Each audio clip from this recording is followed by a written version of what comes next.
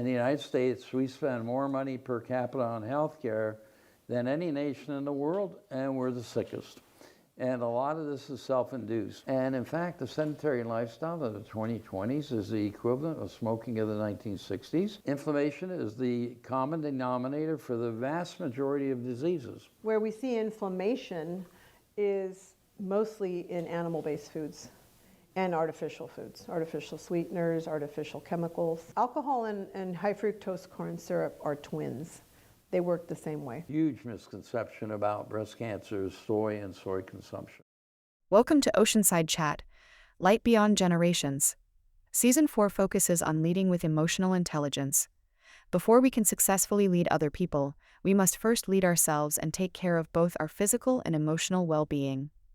This episode features Dr. Ernie Bodai, founder of the breast cancer research stamp that has raised over $130 million for cancer research, and Therese Nakata, who is certified in oncological nutrition, lifestyle medicine, and has numerous research articles on these topics published in medical journals. Keep listening to learn about how an anti-inflammatory lifestyle can build resilience and prevent disease for everyone. Joseph Campbell famously said, "A hero is someone who has given his or her life to something bigger than oneself." Today, we are honored to have a true hero with us. Dr. Ernie Bodai was born in Budapest, Hungary. He graduated from UCLA and earned his medical degree from UC Davis.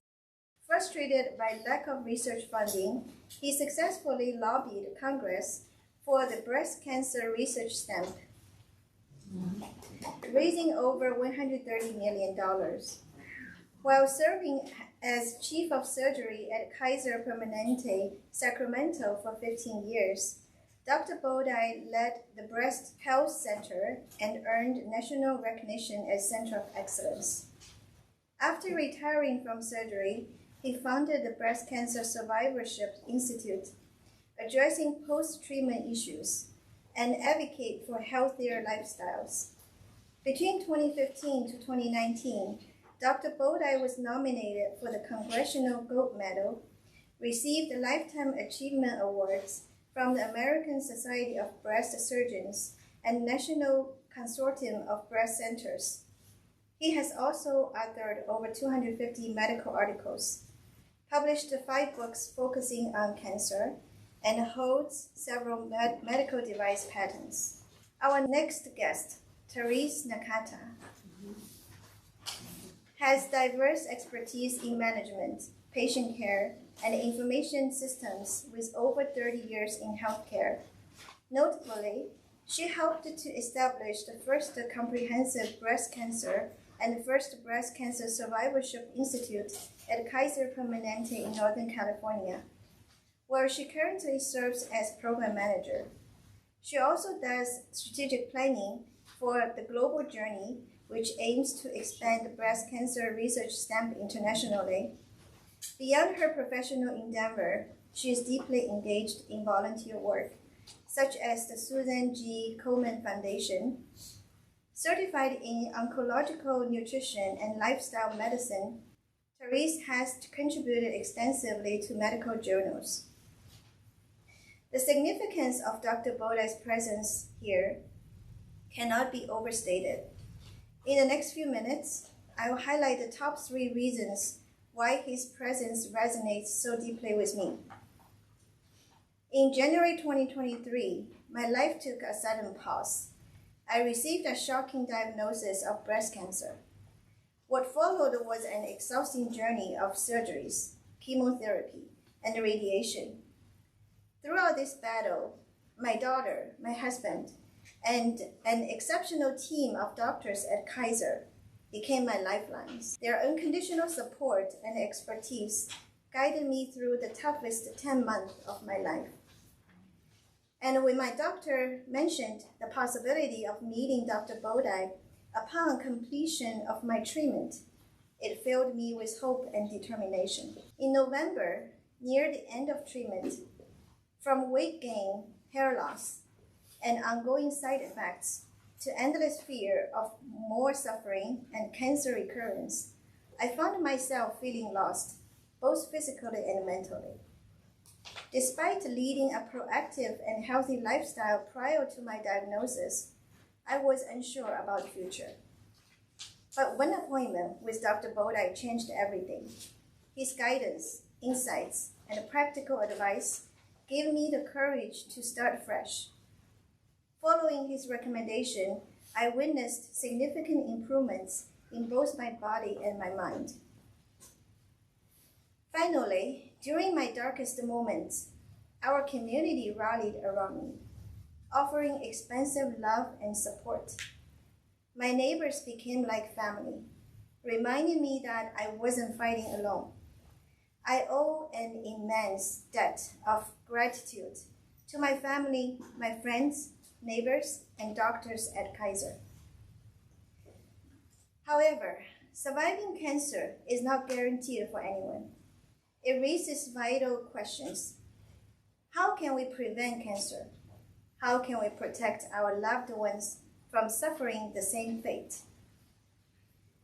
Today, standing before you, I'm moved to translate my experience into positive action. By sharing my story and advocating for Dr. Bodai's research, I firmly believe that we can effect positive change. Let's unite in raising awareness of cancer prevention and emphasizing healthier living. Now, without further ado, let's welcome Dr. Bodai and Therese to take the stage. Thank you, Helen, for sharing that. It was very kind. And thank you for the kind introduction. I wanted to start by giving a little overview of how we got to where we are today. As Helen mentioned, I've done breast cancer surgery for probably 35 years or maybe even a little bit longer. And about 7, 8 years ago, I had to give it up because I developed Dupuytren's contractures in my hands, and I always operated alone. And when I had assistants, they would slow me down. So I had to make a very painful decision about 8, 9 years ago to give up surgery. And Therese and I have worked together for 30 plus years, and I gave up surgery. I didn't want to retire, so I was looking for something to do. And we were kind of brainstorming, and we realized that there was a major gap in end of treatment, end of acute treatment, that is radiation, chemo, et cetera, and transforming or transitioning a patient back into a normal life. And you know, most of the ladies who are treated for breast cancer, they get used to seeing a doctor on a regular basis for a very long period of time, and the acute treatment is done.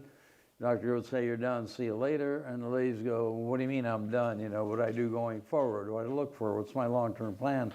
And the security blanket is taken away from them. So we decided to try and fill that gap from being a patient to returning to not being a patient and being a normal person again. Before we opened the clinic, we did quite a bit of research on lifestyle issues as they relate to breast cancer, and we've published a number of papers in medical journals on breast cancer survivorship and lifestyle. And I'll give you the links to all those. They're all free. They're all on the internet. Or if you're a Kaiser member, they're on the Kaiser website. And we also made a YouTube video on lifestyle and cancer. I have a QR code you can scan and download the YouTube video. A few facts. Cancer, 100 years ago, was not a primary killer of women or men in the United States. 100 years ago, the primary cause of death was infectious diseases. Over 50% of deaths were due to infectious diseases. And that has changed dramatically in the last 100 years. Now the two leading causes of death in the United States are cardiovascular disease and cancer. Cardiovascular disease just slightly ahead of cancer, but unfortunately cancer is catching up with that. So more than half the population in the United States will actually die from cardiovascular disease or some form of cancer and not infectious disease. So there's been a tremendous dynamic shift in causes of death. Now, the fact of the matter is that only about 5 to 10% of cancers are genetic. 90% of cancers that we run into, all forms of cancer, with the exception of a few childhood cancers, are not genetically based. In fact, they're the results of a lifestyle that we live. And the lifestyle that we live in the United States and the West, the modernized world, is extremely unhealthy. It's very sad to note that in the United States, we spend more money per capita on healthcare than any nation in the world, and we're the sickest. And a lot of this is self-induced. Now, we talk a lot about prevention, and prevention, there's some common sense things that we can do. Obviously, avoid sunlight, decrease skin cancer, not smoke, decrease lung cancer, avoid alcohol, decrease stress, which is very easily said and very hard to do, practice good sleep hygiene, etc. But the fact of the matter is, as I say, most of the cancers and even cardiovascular disease is self-induced. And the fact of the matter is, when we talk about lifestyle, there are three very important things that we need to address. Number one, inflammation.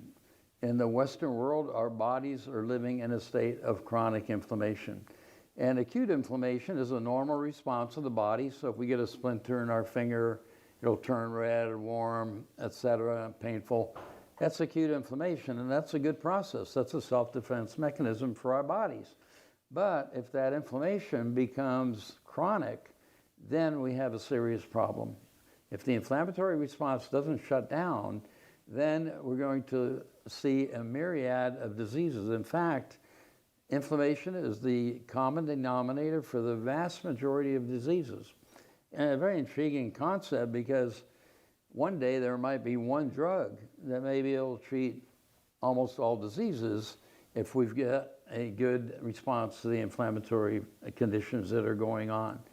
The second problem that we have going on in the United States is our obesity rate.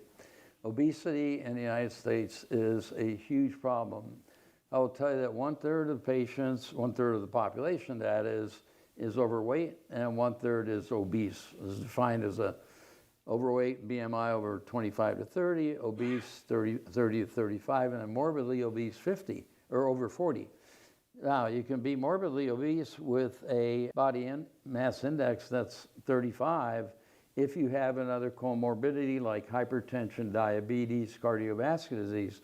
That puts you into the morbid obesity category. And the question is, why are we suffering this? And a lot of that has to do with all the horrible foods that we're fed. And I will tell you, I don't really want to get into the politics of it, but food is very political. And maybe I'll digress in a little bit as I get going and get worked up and talk about the politics of food. Then the third issue that we're dealing with, which is very serious, is an incredible rise in the diabetes rate in the United States. You know, in the last quarter century, the American Diabetes Association has determined there's been a 400% increase in diabetes in the United States. There are 30 plus million diabetics in the United States, and there's about 80 million pre-diabetics. And diabetes and pre-diabetes are incredibly huge risk factors for cardiovascular disease and cancer. And so the fact that we're diabetic is a major, major concern, and it's on the rise. It's not going down. And why are we diabetic? Again, it's related to all the foods that we eat, which is related to the fact that we're overweight, which is related to the fact that all this starts with inflammation. Everything's about inflammation. I cannot emphasize it too much. So basically, in our survivorship clinic, what we do is we take the ladies who have just finished the acute treatment, whether it's chemo, radiation, or a combination. Hormonal treatment, which lasts for many years, is not considered acute. And we try and educate the ladies on what it is that they can do to avoid having a recurrence. Because the number one fear every woman has who's been diagnosed with cancer of the breast is the cancer returning. It's their number one fear. And what we do is we try and offer them tools to make sure that that doesn't happen. And the way that goes is that I initially will review the patient's pathology and their diagnosis and explain everything about what their particular cancer is. And these are all one-on-one visits. We can't do it as a group because everybody's individual. So it's about an hour and a half long visit, and we start off with a review of their pathology. At that point, I get into the very horrible side effects of many of the treatments that we have. The fact of the matter is that we're very, very good at curing breast cancer. 95% of women who are diagnosed with breast cancer will not die from breast cancer, and 95% will live longer than 5 years. So if you're living longer than 5 years, it gives us a chance to intervene and return you to a healthy lifestyle. You know, there's a lifespan and a health span. Lifespan is the number of years that you live. Health span is the number of years that you live being healthy. And there's a difference, and I don't know what everybody's thoughts are on the group, but health span to me is a very, very important thing. I'd rather live a few shorter years and be very healthy than live longer years and not be as healthy as I would like to be, and perform activities and hang out with my grandkids, et cetera, et cetera. So the fact of the matter is, as I mentioned, we're very good at curing breast cancer, but it comes at a cost, and that is this. The treatments that we use are extremely toxic, and they're not just toxic, not just the chemo, but the radiation, the hormonal blockers, the monoclonal antibody therapies that we're using. These are all very toxic, and they're particularly toxic to the heart. And this is a very important issue because heart disease is the #1 killer of women in the United States. It is not breast cancer. You know, there's no doubt breast cancer is the most feared disease. Heart disease literally kills 7 times as many women every year as does breast cancer. And where this gets very important is that heart disease in women presents very, very differently than in men. So we males typically will get the sudden onset of sudden chest pain right down the arm, up the neck, and ladies will get that too, but often it presents in a much more subtle fashion with the following constellation of symptoms. Sudden onset of severe fatigue, and we're all tired, but I'm talking about severe onset, early onset fatigue. Pain can break out in sweats, have shortness of breath, pain can radiate to the jaw and to the back, and then many women who are having a heart attack are having abdominal pain, nausea, and vomiting. So typical scenario, you go to the emergency room because you're not feeling well, you're throwing up. The doctor looks at you and goes, oh, you must have the flu or COVID or gallstones. And the fact of the matter is the emergency room doctor is not just at Kaiser, but throughout the country are still of a mindset that heart disease is a disease of males because all the studies were done in men. So I tell the ladies you need to be extremely proactive. You ever have those symptoms, you need to tell those boys and girls in the ER, I've had chemotherapy, which is very cardiotoxic, particularly one called adriamycin. And then if we have radiation, we add radiation on top of that, even if it's on the right side. Some of the radiation scatters over to the left. That causes further damage to the heart. So I tell the ladies to be very, very proactive. I'm going to tell you in a minute what we're going to do, what I tell them to do to say don't get in that boat, because that boat has a bunch of holes in it, and I don't want them sinking, okay? So the next issue is many of the women, 75% of women diagnosed with breast cancer are estrogen receptor positive, which means that the estrogen in her body is feeding the cancer cells. And even postmenopausal women have estrogen. It just doesn't come from the ovaries. Once you go into menopause, the ovaries sort of go to sleep and they don't perform anymore, but the fatty tissues in the body become the primary source of estrogen in postmenopausal women. And the second source is the adrenal glands, which sit on the kidney, that metabolize cortisol. And when they metabolize cortisol, they spit off an estrogenic molecule. So the estrogen source in postmenopausal women comes from the fatty tissues in the body as well as the adrenal glands. So you still have estrogen in your body even if you're postmenopausal. So I mentioned that 75% of breast cancers are estrogen receptor positive. So the next line of therapy we use is an estrogen blocker. And there's several different ones. Premenopausal women typically give tamoxifen, which increases uterine cancer. Postmenopausal women will give aromatase inhibitors, and there's several. The most common one being Arimidex, and the other one is Femera or letrozole. And these drugs are very good at blocking the effect of estrogen on the cancer cells. And in those ladies who have had a lumpectomy in particular, or even in the ones that have double mastectomy, these drugs block the effect of estrogen on the cancer cells, decreasing recurrence rates by 20 to 30%, and may also protect the other breasts that have been removed from getting cancer as well. And that's great, but here's the problem, is that these drugs have a number of side effects. They can cause bone and joint pain and hot flashes, which many women find incapacitating. In fact, we saw a lady this morning that was put on one of these medications and she just flat out said, I can't take this. My quality of life is so bad with hot flashes, I'm beating my husband up, I can't sleep. It's true. They gain weight, they have all sorts of issues with these things. I'm gonna tell you what we do with those ladies in just a few minutes. So, because there are alternatives, you know, to these medications that we give. The medication can increase their cholesterol and raise their blood pressure. These are two additional risk factors for heart disease that we need to monitor very carefully in women who are put on these medications. The drug can leach the calcium from their bones and cause osteoporosis, thinning of the bone, and osteopenia, which is actually thinning of the bone. Osteoporosis, thinning or weakening of the bone, is an extremely dangerous situation. And I will tell you, osteoporosis kills more women every year than uterine, cervical, ovarian, and breast combined. Fact of the matter is, if you have osteoporosis and you're over 60 years of age, and you break a hip, your chances of dying are 1 in 3. And we don't die from the fracture. We die because we're not moving, and we get an infection like pneumonia, or we get a blood clot. Which brings up the next issue, is that whenever anybody is diagnosed with cancer, whether it's breast, stomach, prostate, colon, doesn't matter which organ, we become more hypercoagulable because the cancer cells of the body produce a number of proteins and cytokines that interfere with clotting. So simply by having a history of cancer, we're more prone to forming a blood clot. When we add these medications to it, it increases by a percentage point or 2. Blood clot typically presents with sudden onset of pain, swelling, and tenderness in the calf, and often it's warm and red. It is not a cramp. It's not a Charlie horse. It will not go away. So I tell these ladies, if you ever get a painful swollen extremity that's warm and red, you get to the emergency room right away. Unlike the issue with the heart, the emergency physician is very in tune to the fact that the number one cause for deep venous thrombosis or a blood clot is a history of cancer. They'll diagnose it immediately. It's very easy to treat. Where we get into trouble if a patient doesn't go to the emergency room, the clot breaks off, goes to the lung, heart, brain, then we have a huge problem. So all these drugs have major side effects. Tamoxifen, by the way, does increase uterine bleeding.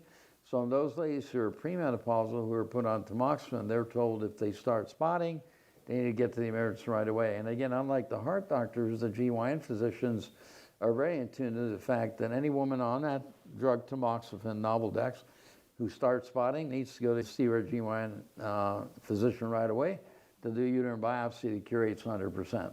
Get into trouble again if the patient doesn't report what's going on. So what do we do about all these terrible complications? Well, Therese in a little while is going to address some of the dietary issues that we recommend for them to prevent these things, but there are some things that we do in general. Number one, I put all the ladies on vitamin D3, 2,000 units a day, along with calcium, 1,200 milligrams a day, and we also check their vitamin D level, a blood test. It's very interesting that 75% of women diagnosed with breast cancer are vitamin D3 deficient. We don't know why. So I put everybody on vitamin D3. The next thing I do, I put all the women over the age of 40 on a baby aspirin, 81 milligrams. I tell them, don't waste your money on Bayer or St. Joseph. Just buy a generic, it's half the price, just as good. And the only people who obviously can't take that if they're on some anticoagulant like Eliquis or Plavix, Coumadin. But the baby aspirin is a miracle drug, and it will do 6 things for these ladies. It will decrease their chance of having a stroke. And remember that the diagnosis of cancer is a thromboembolic condition, which means you're more prone to forming a clot, which can lead to a heart attack and a stroke. So the baby aspirin will thin their blood out just enough so they don't have, it'll decrease their risk of getting a heart attack or a stroke. It'll decrease their risk of getting a blood clot because it thins their blood out ever so little. Number 4, it will decrease their chance of getting skin cancer. Now, skin cancer, melanoma, the deadly one, and breast cancer are genetically linked. So once a lady gets breast cancer, her chance of getting melanoma increased 2 to 3-fold over the normal population and vice versa. That's the bad news. The good news is there's some very good studies that show that women who take a baby aspirin every day will offset that genetic link. So it'll protect you against getting skin cancer. Number 5, and this, ladies and gentlemen, is truly amazing. Patients who take a baby aspirin every day decrease their risk of colon cancer by up to 40%. And colon cancer has now become the second leading cause of cancer-related death in the Western world. And we're seeing a very, very disturbing trend of younger and younger people, even in their mid-40s, are getting colon cancer. In fact, the United States Preventive Task Force recently lowered the screening age for colon cancer from 50 to 45. Now, the real question is, why are we so inflamed? And the number one answer to that, it's all the highly processed foods that we eat.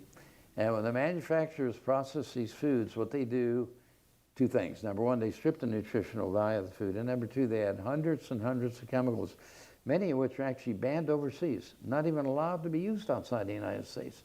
And they add these chemicals to decrease cost of production, increase shelf life, make the food tastier, more colorful, more palatable, which is just fine, except here's the problem. None of these chemicals were ever meant to be consumed by the human body.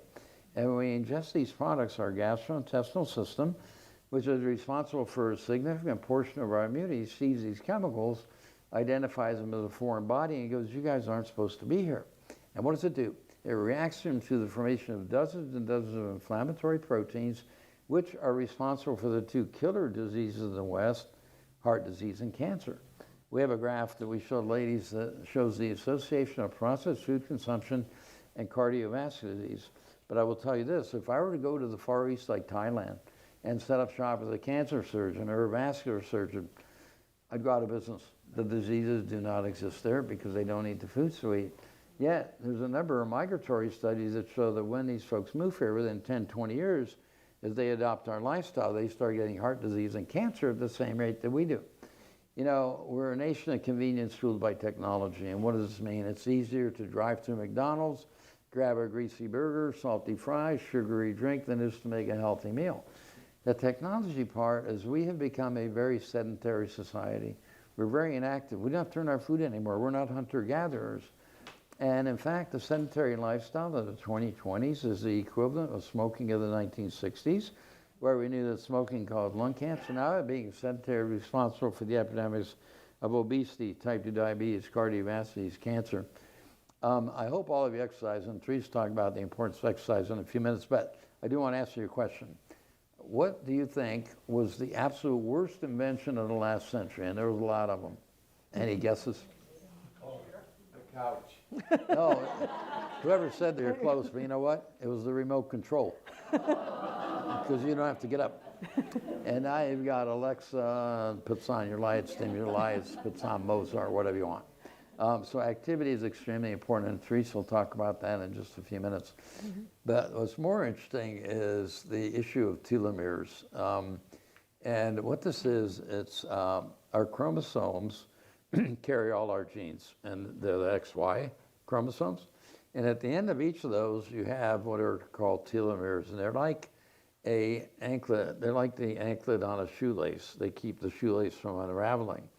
Well, there's some very interesting studies now that have come out that show that people live an unhealthy lifestyle, which is basically not a whole food plant-based diet, the SAD diet, standard American diet, known as the SAD diet.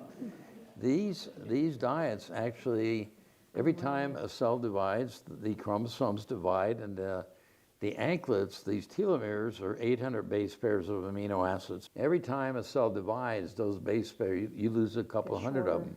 They shorten, and as your telomeres shorten, they start to unravel, and this is the beginning of damage to the DNA and perhaps the beginning of a cancer process. Now, it's been shown that with a whole food plant-based diet, exercise, meditation, relaxation, you can actually increase the enzyme telomerase, which is the enzyme that replaces the base pairs that are falling off these chromosomes. And there's been studies that show this. In addition to that, we're now getting into what's called epigenetics. And this is a relatively new field, but what we're doing is we're able to find what are called pro-inflammatory proteins in the blood. So we can take a blood sample, and there's been several studies that have been very interesting that show that, this was done in men with prostate cancer, by the way, that show that if we change a patient's diet from a standard American diet to a whole food plant-based, put them on activity, put them on support groups, they actually can decrease the expression of these inflammatory proteins and increase you can measure this in the blood. You can increase the measure of anti-inflammatory proteins. So there's a lot of really, really interesting stuff coming down the pike. And our hope is that our grandkids, I have 3 granddaughters, they're 12, 10, and 8.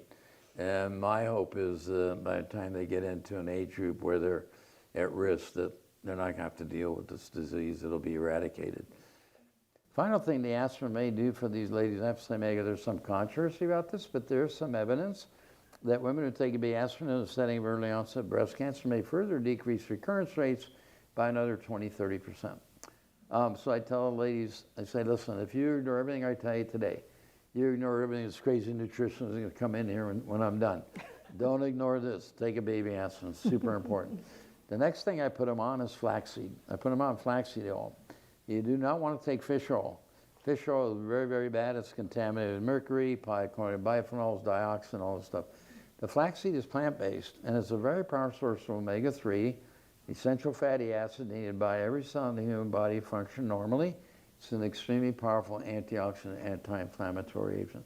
See, what we're trying to do in our clinic, and Therese can talk about anti-inflammatory diet, but we're trying to get the inflammation down in these ladies' bodies, not just for the breast cancer that brought us together, but for their overall health, for prevention of development of diabetes, cardiovasculitis, etc.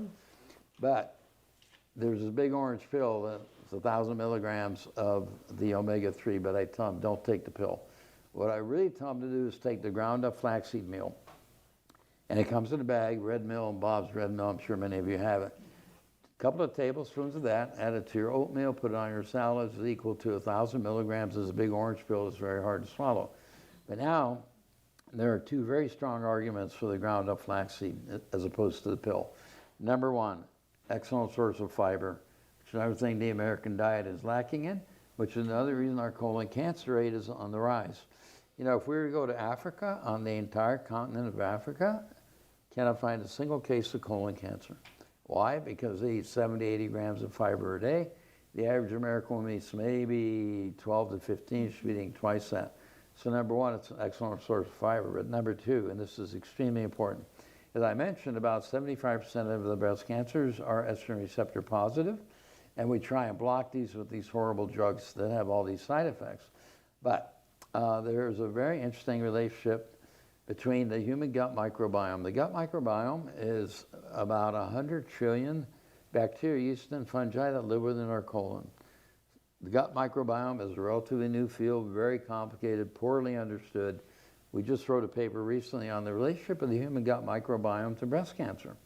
And in a nutshell, within the gut microbiome is a subset of bacteria, which we call the estrobilome. And the estrobilome are those bacteria which have the genetic capability to metabolize the estrogen in your body. And their favorite food is fiber, fruits, nuts, seeds, vegetables, legumes. You eat a high fiber diet, those group of bacteria become very, very happy. And they work overtime to get rid of the estrogen in your body.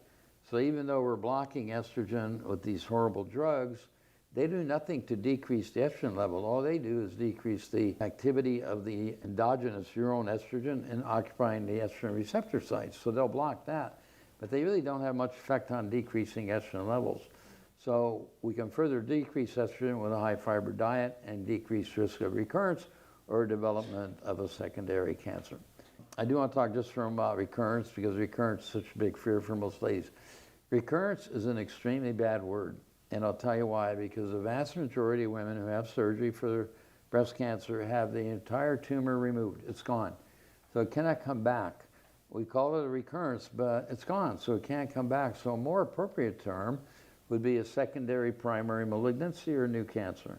So here's what I tell ladies look for. Obviously, a lump in the breast. Many of the cancers are not palpable. That's why we do mammography on a regular basis. Number two, a rash on the breast. If you ever get look like an infection of the breast, can be the entire breast, part of the breast, or it can be blotching. It does not go away.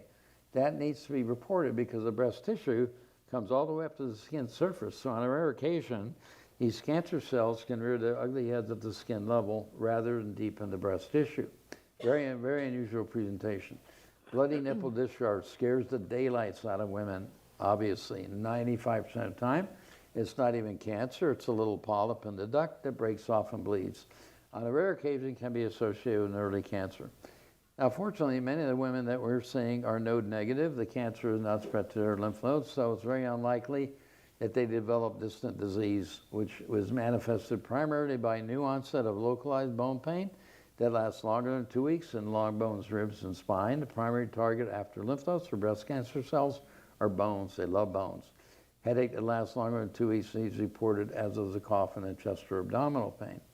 In terms of what the ladies can do to decrease, quote, recurrence, and I think it's an appropriate word, It's all about lifestyle, just diet and exercise. And the bottom line is that fatty tissues in the body, particularly the midsection, which is what most of us struggle with, primary producers in storage facility in postmenopausal women for estrogen and these inflammatory proteins that cause heart disease and cancer. Now, I do want to mention a couple things about prostate cancer. First of all, there's an incredible similarity between prostate cancer and breast cancer, with the exception of sex, obviously. But every year in the United States, 300,000 women are being diagnosed with breast cancer. 300,000 men are going to get prostate cancer. 150,000 patients are going to get colon cancer. 40,000 women will die from breast cancer. 40,000 men will die from prostate cancer. And 50,000 patients will die of colon cancer. In terms of cure rate, stage 1 breast cancer, stage 1 prostate cancer, stage 1 colon cancer, 90-95% cure rate. So everybody will live a long, long time after these diagnoses. There are screening modalities for all of these diseases. So we have mammography, self-exam, clinical exam for breast. For males, we have a PSA, prostate-specific antigen, digital rectal exam. For colon cancer, we now have the FIT kits, which are very sensitive immunohistochemical study that detects blood that's coming from a cancer cell as opposed to a hemorrhoid or a polyp. Those are very good. And then we have colonoscopy. Treatment, same for all of the diseases. Surgery, chemotherapy, hormonal therapy, radiation therapy. So they're very, very similar. The only difference between the two is that women don't get prostate cancer, but men do get breast cancer. Every year there's about 1,900 to 2,000 males that are diagnosed with breast cancer. And the sad thing about that is that they're diagnosed at a much later stage because we don't get mammograms on men. Men don't do breast self-exams. And they are definitely, when they're diagnosed, at a much more advanced stage than women because they're not being screened. So they're really similar, very, very similar in many, many aspects. By the way, can I make a comment about the stamp up there? You know, I spent 2 years of my life going to Congress to get this stamp done. It was a nightmare. And if I try to do it today, Congress is so screwed up, it'll never happen. And by the way, Therese was she was my first supporter I ever had, so you can get this done. But anyway, it has raised $130 million plus. We have it in 26 countries. And in the book that I have here, I have samples of it in the other countries. One of them I'm particularly proud of because it's in Kenya and they made her into an African-American woman, but the symbol is the same. The money is raised in other countries stay in the country. If they don't have money for research like we do, it goes to outreach, treatment, etc. But I want to talk about the artwork. It's by Whitney Sherman, and it's a picture of Diana Artemis, who's the Roman mythological protector of women. And what she's doing is she's reaching for her bow and her quiver, which is an enemy of women. And that position that she's assuming is a position for breast self-exam and some mammographic procedures as well. So there's a hidden subtle message in that stamp for women to do their exams and get their mammograms. And then the rainbow of colors represents the fact that it's a disease that affects women of all colors. And the rainbow is also traditionally a symbol for hope. So it's a very powerful piece of art. And it's got a lot of subliminal messages in it. So it has actually become the highest selling stamp ever issued by the post office. And they thought I'd never, Well, it wasn't a one-man effort. It was a lot of people helped me over the years to get that thing done. And we also have a couple other fundraising stamps. We had a firefighter one for 9/11. We had one for domestic violence. And then I think it was a fourth one, I can't remember. We tried to get a prostate cancer stamp, but that didn't work. And I will tell you that, we talk about prevention, detection, and here's one other issue I want to express is that, October is Breast Cancer Awareness Month, September is Prostate Cancer Awareness Month, March is Colorectal Cancer Awareness Month, and we have all these events which are very wonderful, disseminate information, raise money, and they talk about all the issues, but what they don't talk about in any of these events is lifestyle medicine and its tremendous impact on overall health and preventing these diseases. Because in my opinion, detection of cancer is a failure of prevention. And that's absolutely true. So I'm going to turn this over to my colleague because she's getting bored. Well, sleep. So I'm gonna let her talk and share what she does with the patients, because she provides a tremendous service to the ladies that we see. I'm Therese. I work with Dr. Bodai, and we've been working together for many years. And setting up the breast cancer survivorship program involved about a couple of years of research. And everything we looked at was how do we help our patients move past their cancer diagnosis and become themselves again. So every time we did the research, we would end up back at food and lifestyle. No matter what happened, we ended up back, and we ended up meeting a lot of colleagues along the way, saying they're all doing the same thing. So we decided, okay, well, apparently we need to write and look at research and how to incorporate food and how to talk about weight and how to talk about lifestyle. It's a challenging conversation because it's such a personal thing. What you eat is, I pick what I want. I've earned my money. I want to be able to buy what I like. And so we have to talk with the patients and say, okay, let's talk about how you live. How you live, who lives in your home, how do you, what kind of stresses are you living with? And so I think that was, adding that to our program has really enriched the experience for the patients. So when he talks about cancer and heart disease and all the things that you're exposed to now that you've been a survivor, now that you're a survivor, we have to go back to inflammation. That's kind of how you got here. 90%, like he said, 90% of our patients don't have genetic risk. And so lifestyle has a lot to do with why we're here.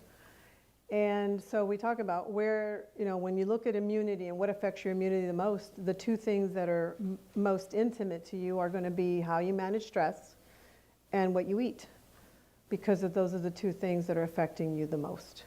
And so with stress, we look at most of our patients have a lot of stressors. I have not met anyone who has not had some stressful event in their life, often within the last 3 to 5 years, and it happens to be a chronic stressor. So it's not just a one thing. It can be caring for a loved one, divorce, death of someone, or managing an estate. I mean, there's just, the scenarios are just incredible. These women are incredible survivors. And so we talk about that. We sit there and say, okay, how are you dealing, what are you dealing with at home before your cancer? How are you dealing with this? And making sure that there is a support system in place for them at home within their, if it's not within their home, then extended family, community, where you work, your medical team. How are we supporting you as you're dealing with all these stressors, not just the cancer? And then we also talk about exercise. What are you doing? Are you involved in an exercise program? Are you doing anything? Because when we look at inflammation, we talk about how can we reduce that inflammatory state. And we know that cortisol is a big part, adrenaline, those are all chemicals that are being released and that are affecting your immune system. So we want to make sure that you're doing something proactively to reduce that inflammation. So we talk about exercise. The goal would be to be able to exercise at least 30 minutes most days of the week. And we're not exercising to lose weight. That's often the advertised connection, but it's really for emotional health. That's why you exercise. And we need to kind of change the way we think about that relationship. So we recommend at least 30 minutes. Ideally, in the longevity studies that we've looked at, it's a supportive environment and about an hour of exercise most days of the week. So ideally, that's what we would recommend. Not every patient can get out and start walking right away. So because our patients are in a recovery state, we tell them to start to move as soon as they don't have pain. So pain is their guide. So we recommend moving at your pace when you're ready and looking at making time for that. That's another issue, that hasn't really been a priority. I grew up with a wonderful mother who had 6 kids, and that was the last thing she was going to do at the end of the day. And so, making sure that that's something that we do, that we make time for. Then we look at food. We look at the impact of food. The food environment has changed so much, especially, I've seen it personally.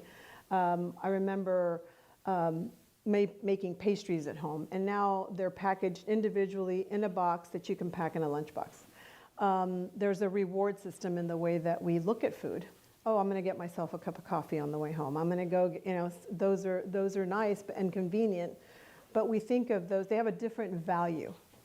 My dad, his goal in his whole life, his goal was to have a steak on the table. And he worked really hard to earn that steak. And so we didn't think about it as nutrition. We just thought about it as food. And this is a reward and it's value. There was a lot of value in that because it was something he earned. And so the way we look at food has nothing really to do with nutrition. And we don't, in the medical community, we've separated that food concept. That's more medication, and then the food is mostly for diets, for celebrities, for other goals. To lose weight, to gain weight, to manage.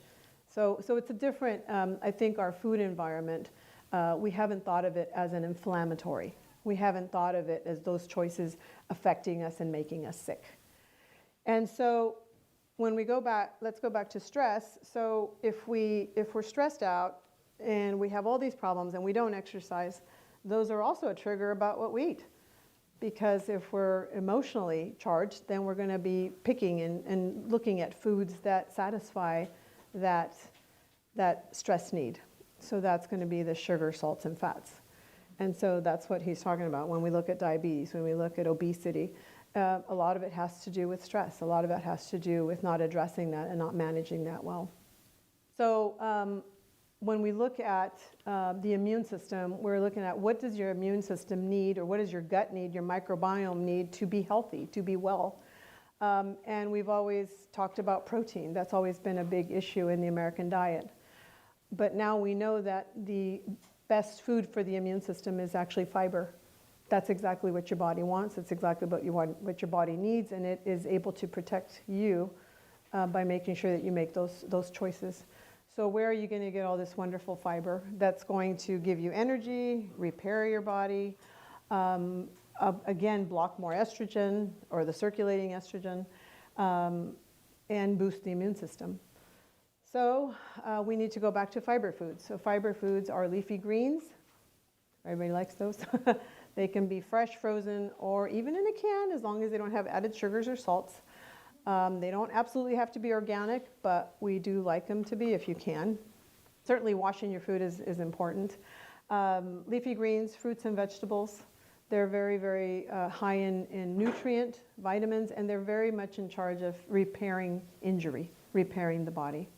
So we want to have, obviously, those as part of the diet. We also need energy. So we look at, there's other foods that have fiber that are energy foods. And those are your plant-based proteins, which are grains like rice, quinoa, couscous, bulgur wheat, oats. There's a variety of rice as well that you can include. And we want those on a regular basis for energy. And as women, I think we've always been afraid of carbs. We think of those as something that's going to make us chubby. And, they do if they're processed. So pasta is very healthy, but it's also very caloric. So it's very high in calorie. So that doesn't mean it's more inflammation, but it is going to make you chubby. So you can choose to eat those, but know that there are going to be some consequences about that, but not inflammation. We also love beans. Beans are a wonderful source of protein, a very healthy fiber food, and it is ideal for the gut. That's one of the favorite foods of the gut bacteria. And when you have, like I said, you have a nice, diverse microbiome, you're very happy. You become very healthy, and you're able to fight cancer and heart disease. The other thing is potatoes. Potatoes are a wonderful food for diets, and they're wonderful food for nutrition, vitamins. They have lots of nutrients. They have lots of energy foods. We had a young man that came in with his mom, and he didn't know how to cook, but he said, I want to do this. I want to do this diet with you. And so he started eating 10 potatoes a day. So he came back about 8 months later. He had lost 100 pounds. Yeah, and he had learned how to fix potatoes in magical ways that I had never thought of. And potatoes, he was incredible. He was very, he was strong. He was very capable. He was running. He started a running club. And so potatoes are probably one of the most misunderstood foods, I think, just because we've always thought they made us fat. That's what we learned. That's what we were taught. We also can have nuts and seeds, but not as much because, again, those are chubby foods and we can have them, but we just don't want too much of those. Avocados are the same thing. They're very delicious. They're wonderful. They're healthy fat, but again, in moderation. Another thing that women are very worried about is diet and portion and, how do we stay thin and how do we stay in shape? There's a wonderful saying out there about calorie in, calorie out, and eat less calories. I think, well, that's true, but that doesn't mean less food. I want to make sure you understand all that. Eating less calories does not mean eating less food. That's a really important thing because most of us probably can eat 4 to 5 pounds of food. At least I can. I'm a volume eater. I love to eat. And so in order to be able to eat as much as I want and reduce the calories, I have to go back to plant-based whole foods. That's how you do it. So instead of a whole plate being pasta, for example, if I put it in half and I fill the rest of it with broccoli, I get the same amount of food, but now I'm eating half of the calories. Does that make sense? So that's how we manage the weight, and we also increase our whole food consumption, which is actually going to, again, be favorable to the microbiome and to the gut, and help us get rid of all that extra estrogen and reduce inflammation in the body. So we want to add all those wonderful foods to our diet, and none of those are inflammatory, like I said. And anything that we just talked about is not inflammatory. Where we see inflammation is mostly in animal-based foods and artificial foods, artificial sweeteners, artificial chemicals. Animal-based foods have inflammatory proteins. And I grew up drinking milk because it was good for your bones and it's strong for calcium and all these wonderful things. But if you think about where the milk is coming from, it's coming from a pregnant cow or a cow that just had a baby. And that's loaded with chemicals that are very familiar to me. It's got hormones, it's got all these other, nowadays they've added hormones, we've added antibiotics, we've added a lot of wonderful things to these foods. They were already not healthy to begin with, and now we've made them worse. And so we really have to limit our animal food consumption. Dairy, of course, is a big one. Yogurt is advertised to us. I remember eating yogurt every day for a long time. And again, for weight management, there was a lot of reasons to eat that. But we know that that's that has inflammatory proteins. You want to avoid whey protein, WHEY, because that's basically dairy. Whey, and they come in those huge jars, you buy them at GNC. You're wasting your money. I'm telling you, you can get all the protein you need from beans and lentils and potatoes and vegetables. Quinoa is a wonderful Quinoa is the perfect food. Quinoa is the only grain that has all 21 amino acids that your body needs to build all the protein you need. Quinoa is the perfect food, if there's such thing. It really is, because it has every amino acid, all 21 amino acids build all the protein you need. And there are some excellent quinoa recipes out there. So there's a couple there are a lot of pea-based, bean-based, soy-based proteins that you can add. Now Silk makes a higher protein milk too that they have, so I would probably lean towards those if you're not going to be able to eat the food. But eating the food is obviously better because you're getting the whole nutrient, not just the fiber. Yeah. By the way, if you like chili, which everybody does, is it Hormel? Yeah, well, they just made one. Hormel just came out with an incredible vegan chili. Plant-based. Plant-based.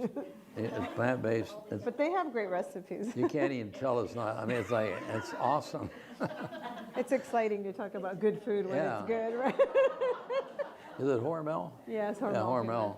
It's vegan chili. You cannot tell it's not the real thing. Beef, of course, pork, we know about all those. They're not so great. The processed meats that's been promoted, advertised that that's not very healthy. So because those aren't healthy, we now eat those charcuterie boards, right? So So they've become popular because that's, again, the advertising, the promotion of those foods outside of our control. Chicken, so when beef, we sort of learned that beef wasn't that great. And then there was a promotion of chicken. Well, chicken's a meat alternative, a beef alternative. But what happened is when that was probably in the 70s and 80s, I remember. When that happened, we actually increased our meat consumption 100 pounds per person per year because we started to add chicken to everything. I don't remember chicken on a salad when I was a kid, but now if you go to Cheesecake Factory, you're gonna, for 20 bucks, you're gonna expect chicken on your salad. Don't go there. Look at their menu. They have the calorie count. They make it terrible, right? Yeah. He goes there. They have some good food choices now. Yeah, some of the Healthier appetizers. Yeah, but some of the appetizers. So we went overboard. It's just, so the chicken increased our consumption. Fish, again, that salmon got a good rap, so then we went to that, and we ended up eating more. We ended up adding it to our already bad diet. And salmon's okay. I mean, it's an inflammatory protein. It is leaner, but it's still inflammatory. Eggs are another inflammatory protein. And, you know, even if they're organic and you have a perfect little chicken in your backyard, it still is an inflammatory. It's an egg. It's a hormonal product. And so we want to reduce that in our environment. You can eat all the other foods we talked about, but limit these. Don't eat those all the time. If it's going to be hard for you to go on a plant-based program, then a really good Mediterranean program is probably a good place to go if that's something that is hard for you. You can use all the herbs and spices to make your food great. You can use vinegars. Those are all wonderful. Another inflammatory thing is all the sugar substitutes.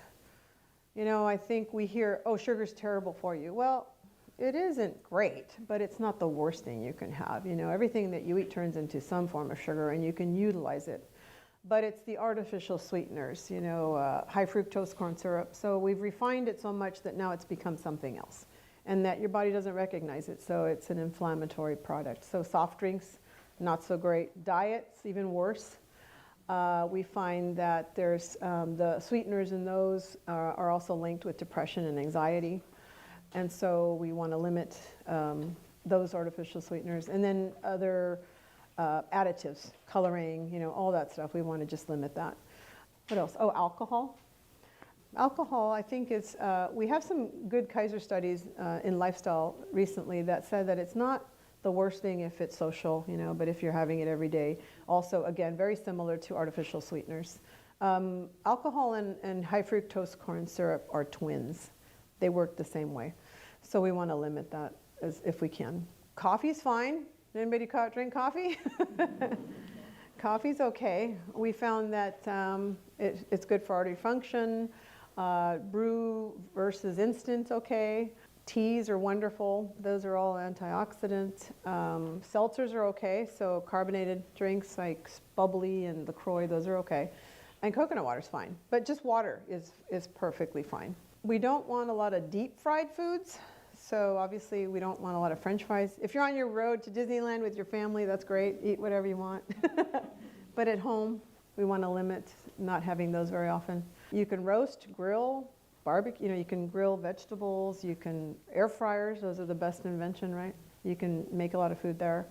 Oil, any kind of oils that you're using, they're very high calorie. They took the fat out of a plant and put it in a bottle, you know, so you just don't want a lot of that either. They have sprays now that you can use, and then limits butter. Coconut oil we don't recommend. It's very saturated, so if you're using a little bit of olive oil, a little bit of avocado oil, or a little bit of vegetable oil, that's still okay, but very limited. They have these wonderful nonstick pans now, so you can, you know, we can use those instead. But again, you know, I think one thing that I always found fascinating was that, you know, when we exercise, we always think that, well, or we know that we get endorphins and we get serotonin, and those are wonderful because they help reduce stress. They help us manage stress. They help us limit the injury from stress. But when you eat healthy food, you do the same thing. You are actually creating serotonin and endorphins and releasing those. And so what you're eating is doing the same thing. It's going to make you feel better.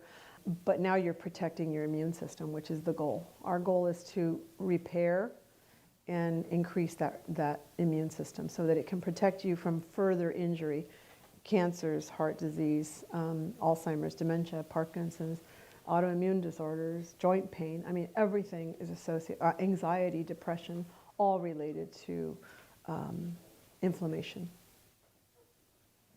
Do you have anything else to add? Yes, I'm forcing myself to get into the politics of food just for a few minutes. I wasn't going to go there. You know, food is very, very political, and I'm going to give you a few gross examples of how bad it is. The information that we get from the USDA is extremely watered down.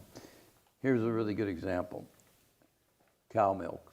So the big thing is that for all of our lives we've been told you drink milk, it's got calcium, vitamin D, it's going to strengthen your bones. What they don't tell you is that milk is acidic. And if you drink a lot of milk, you're putting a lot of acid in your body. And what does your body do? It tries to neutralize that acid. And how does it do that? It takes the calcium from your bones. And recent studies have shown that high consumers of dairy milk are having a higher incidence of osteoporotic risk factor. So that advertisement is totally gone.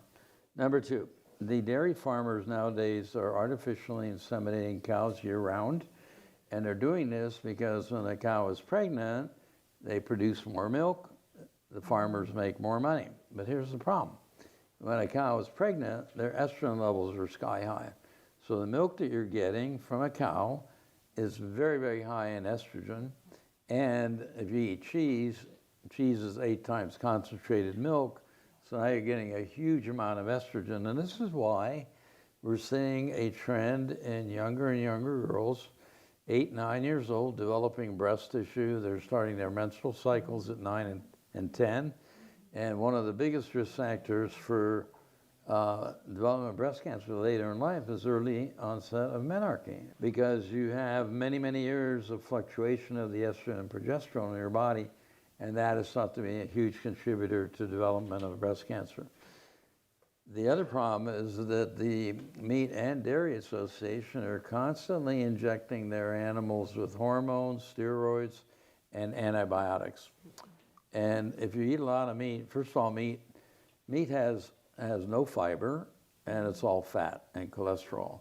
But if you eat a lot of meat and dairy products, what you're getting is you're actually getting a dose of antibiotics into your body every day. And what does that do? It goes into your microbiome, and the microbiome is known as the second brain. And the easiest way to demonstrate that is, for instance, if you're nervous and you get butterflies in your stomach, that's your brain and gut communicating. It's the gut-brain axis. Mm-hmm.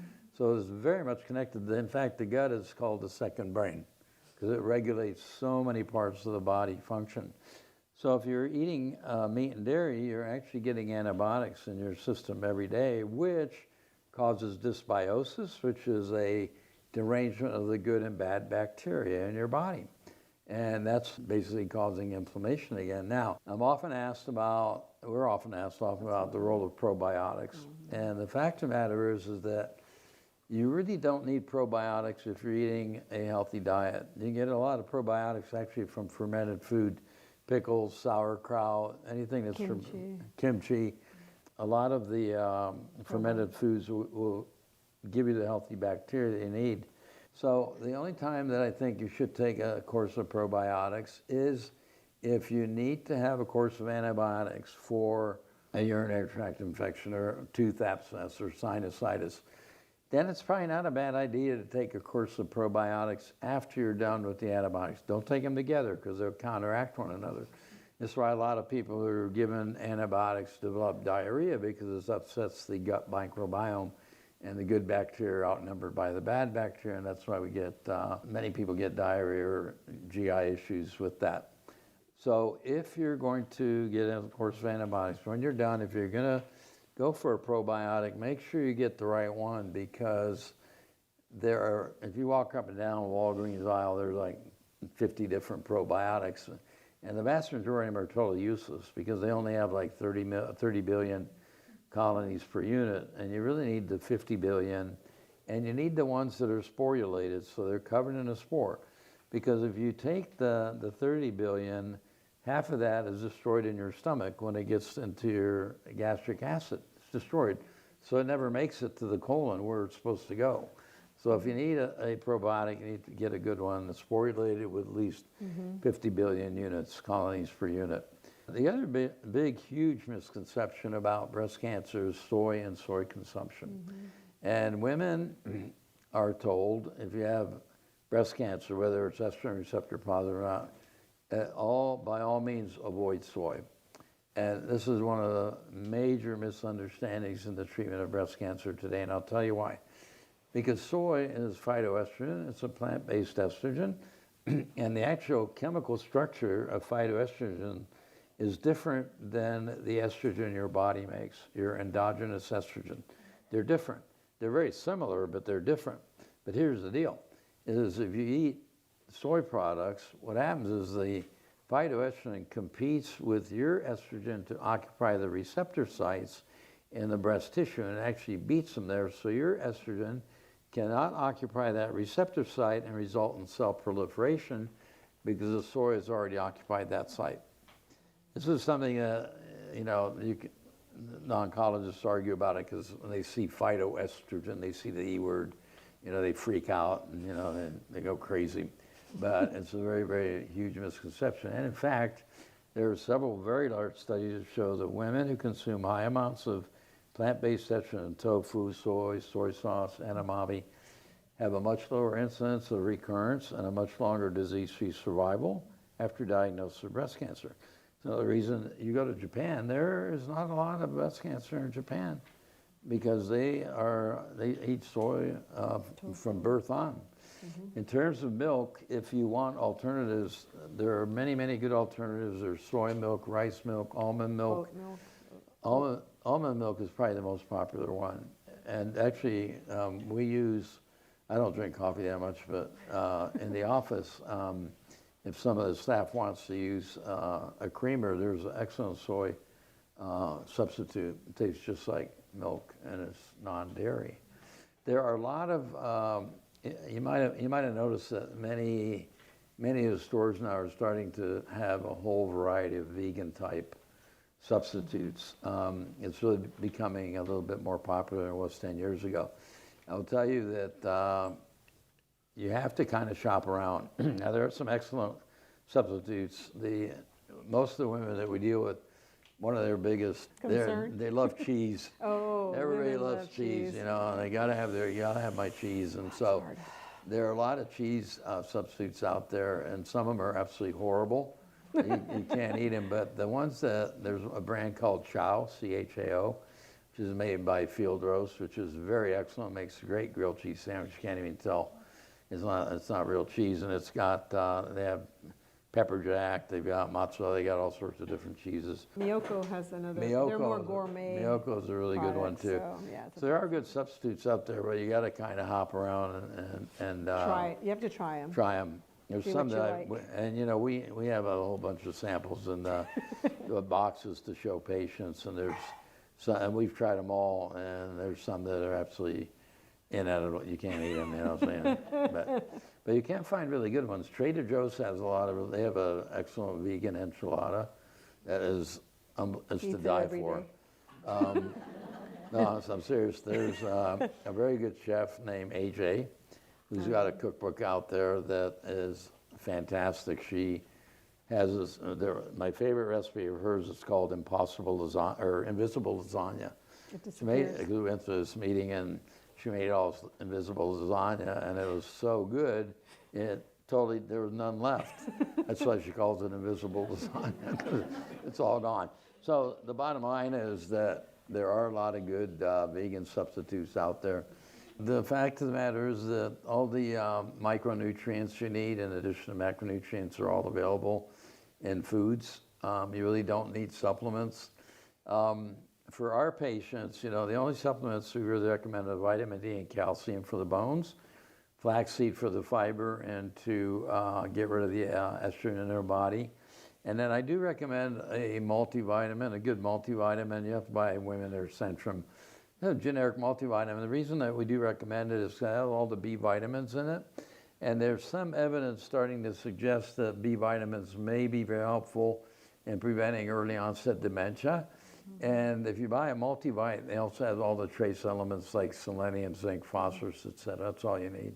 And I don't want anybody to try and transition 100% vegan. Don't do that, because if you set goals for yourself and you don't achieve it, you just get frustrated. So what we tell the ladies is take, little steps at a time, The real message is don't make meat and dairy your staple foods. Make them your condiments as opposed to the staple foods. And just switch as much as you can. It started kind of with a good idea with Meatless Monday. That was probably a pretty good little program that started, but should be, Forget it Friday. So Yeah, you can eat forget it. whatever you want that day, Yeah. and then you're really good the rest of the week. just move into a little bit at a time, When is it too early to start a plant-based program? Never. Yep. It's never too early, and I want to tell you about activity and how important it is in breast cancer. Women who walk 30 minutes a day, 5 times a week, will decrease their risk of recurrence by 20%, mortality by 30%, and overall mortality by 40%. Huge.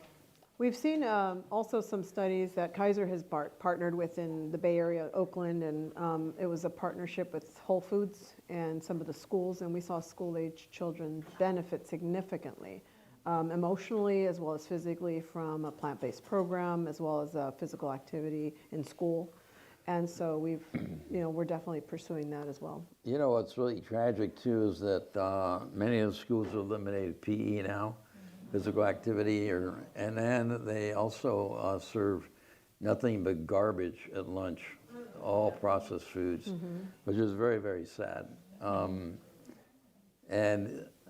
I think I mentioned that the obesity rate in kids is now skyrocketing. It's a huge problem. It's increased by 3-fold in the last 10 years.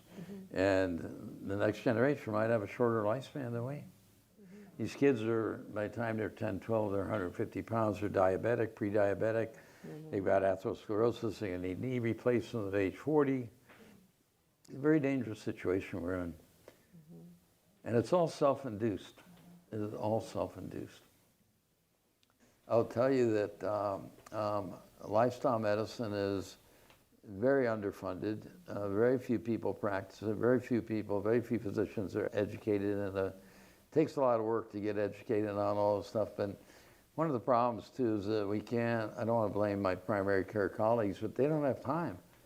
Our visits are an hour, hour and a half. The last lady we saw was 2 hours, because they also, one of Therese's jobs is they kind of spill their hearts and beans to her, So it kind of works as a good team, because I'm the man and she's the woman. The ladies really open up to her about a lot of personal issues, and so they actually have a chance to unload, and they feel comfortable with doing that with a woman. So we're very proud of the work that we do. Helen, I want to thank you for the wonderful introduction and sharing your story with the group as well.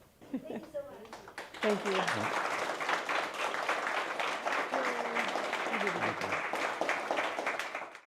Thanks for listening to Oceanside Chat. We hope you enjoyed this conversation. If you liked it, please share our podcast and stay tuned for more episodes. We'll see you later.